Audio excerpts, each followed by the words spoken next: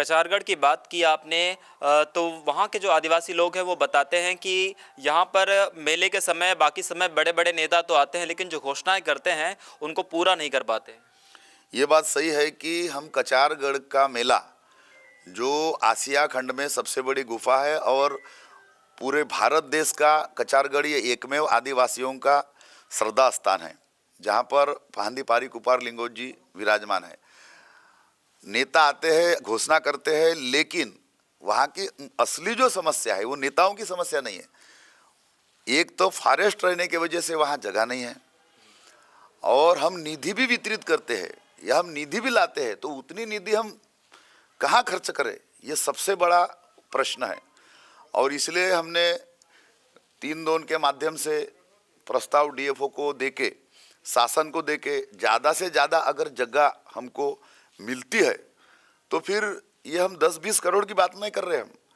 मैं तो चाहता हूँ कि कचारगढ़ में सरकार 500 करोड़ के ऊपर निधि दे और वहाँ भक्त निवास, रहने की सुविधा, पीने की पानी की सुविधा और रोड, रास्ता, बिजली की सुविधा, ये पूरा सुविधा निर्माण हो। हम जब 500 करोड़ वहाँ खर्च करेंगे तो उसके लिए उतनी ज़मीन भी वहाँ रहना जरूरी है। पहले वो एक्युपाई कर लेते हैं और उसके बाद फिर हम डेवलपमेंट को प्रायोरिटी देने वाले हैं। 2014 में मैं जब एमएलए था, अभी 2024 में एमएलए बन गया हूँ, तो निश्चित तौर पे मेरे ये जो विधानसभा के सभी आदिवासी समाज के लोगों को लगता है कि जो बैकलॉग, जो भरपाई जो 10-15 साल में नहीं हो पाई और 5 साल का जो कार्यकाल छोड़ दिया जाए, तो अभी लोगों के में भरोसा आया है कि संजय पुराम अभी चुन के आया हमारा व्यक्ति, जो हम उनको चाहते हैं, तो वो ही कुछ करेगा। लोगों में भी आस है। तो निश्चित तौर पे 24 और 29 के बीच ज़्यादा से ज़्यादा निधि लाकर उस कचारगढ़ में जो आने वाला जो मेरा आदिवासी समुदाय है उसको न्याय देने की मैं कोशिश करूँगा। विकास के रथ में आप फिर सवार हो गए हैं। इसके वजह से रोड रास्ते अधूरे रह गए हैं। महाराष्ट्र, छत्तीसगढ़ और मध्य प्रदेश, अब तीनों जगह भारतीय जनता पार्टी की सरकार है। इसके सालेकसा का जो रोड रास्ते का जो जाल है, हमने वादा किया था सालेकसा तहसील के जनता को। लांजी किरणापुर विधानसभा के विधायक राजकुमार कर्रा है जी।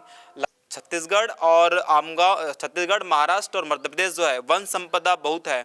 तो फिर ये हम 10-20 करोड़ की बात नहीं कर रहे हम। यहाँ पर मेले के समय बाकी समय बड़े बड़े नेता तो आते हैं, लेकिन जो घोषणाएं करते हैं उनको पूरा नहीं कर पाते। कि कचारगढ़ में सरकार 500 करोड़ के ऊपर निधि दे। स्वास्थ्य सुविधाएं पूरी तरह से सालेकसा में कब तक हो जाए? बड़ी डिग्रियां लेने के लिए गोंदिया में भी उस तरह से कॉलेज नहीं है, उनको नागपुर या फिर मुंबई बड़े शहरों की ओर जाना पड़ता है। सभी SC ST OBC के लड़के लड़कियां अब पढ़ने के लिए जरूर जाएंगे। और देवरी, आमगांव और सालेकसा, इन मुख्य तालुकों में क्या लाइब्रेरी भी खोली जाएगी? इसी उत्पन्न समिति जो है सालेकसा में नहीं है। ट्रेनों के स्टॉपेज के लिए नेताओं ने कई बार सालेकसा में बात कही कि जो विद्यार्थी है उनको साकरीटोला, आमगांव होते हुए जाना पड़ता है बस से, तो जा भी नहीं पाते हैं।